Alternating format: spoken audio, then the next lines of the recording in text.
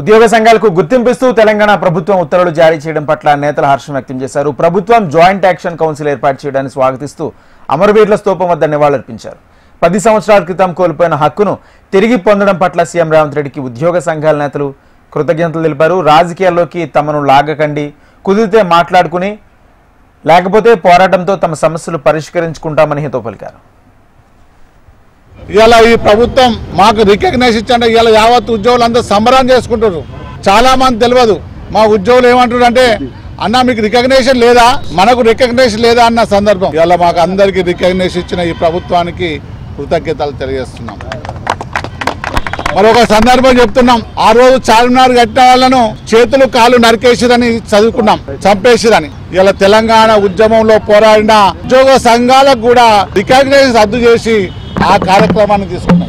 ఇలా ఏది మాట్లాడాలన్నా, ఓడి కావాలన్నా మీకు రికగ్నేషన్ ఉందా అని అడిగిన సందర్భాలు చాలా కోకొల్లలు. ఇలా రికగ్నేషన్ ఇచ్చిన ప్రభుత్వం, ఇలా తెలంగాణ ఇచ్చిన ప్రభుత్వం, ఆ రోజు తెలంగాణ ఇచ్చిన అప్పుడున్న కాంగ్రెస్ ప్రభుత్వమే, ఇలా ఈ కాంగ్రెస్ ప్రభుత్వమే. మేమే తెలంగాణ తెచ్చాం, మేము ఢిల్లీ నుంచి తెలంగాణ ఎత్తకొచ్చామని చెప్పిన మా నాయకులు కొంతమంది బెదిరింపు ద్వారా చేస్తున్నారు. మీరు పవర్ లో ఉన్నప్పుడే ఏమీ చేయలేకపోయారు, పవర్ లేనప్పుడు బెదిరిస్తే ఎవరు లేనడా ఖాళీగా. అన్నిటికీ సిద్ధంగా ఉన్నాం, మేము దేనికైనా సమాన సిద్ధంగా ఉన్నాం. మీ సర్వీసెస్ మాకు అవసరం లేదు, మీ మద్దతు మాకు ఇవ్వండి. అంతేగాని ప్రభుత్వానికి మాకు మధ్యలో స్విచ్ పెట్టే ప్రయత్నం చేయొద్దు. మీ రాజకీయాలు మా దగ్గర వద్దొద్దు.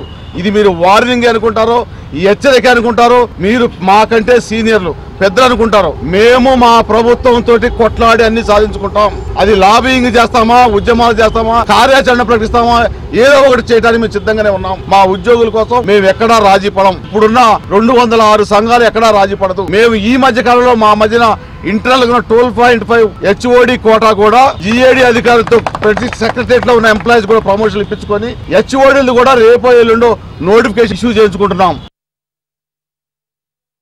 మేము ప్రతి అంశం కూడా ఈ రోజు ఈ జాయింట్ స్టాఫ్ కౌన్సిల్ ద్వారా గౌరవ చీఫ్ సెక్రటరీ గారితో కావచ్చు, చైర్మన్ గా వారే ఉంటారు, మరి అదే విధంగా ముఖ్య కార్యదర్శులు, ప్రిన్సిపల్ సెక్రటరీస్ అందరితో మేము సమావేశమై మా సమస్యల గోడును వినిపించి సమస్యల పరిష్కారం కోసం ఏర్పాటు చేసిన ఒక గొప్ప వేదికని మీ ద్వారా తెలియజేస్తూ, ప్రధానంగా ఉపాధ్యాయ సంఘాల పక్షాన మరి తెలియజేసేది ఏంటంటే, ఈ రోజు ఈ ఉత్తర్వులే కాకుండా మాకు గౌరవ ముఖ్యమంత్రి గారు అధికారంలోకి వచ్చినాక 7 సంవత్సరాల తర్వాత 24,000 మంది పదోన్నతులు కల్పించినటువంటి విషయాన్ని గుర్తు చేస్తా ఉన్నాను. అదే కాకుండా ఇటీవల మేము అడగగానే మళ్ళీ 4,000 ప్రమోషన్లు మొన్న వారం రోజుల క్రితం మరి గౌరవ ముఖ్యమంత్రి గారు విద్యాశాఖ మంత్రిగా ఉండి మాకు పదోన్నతులు ఇవ్వడం జరిగింది.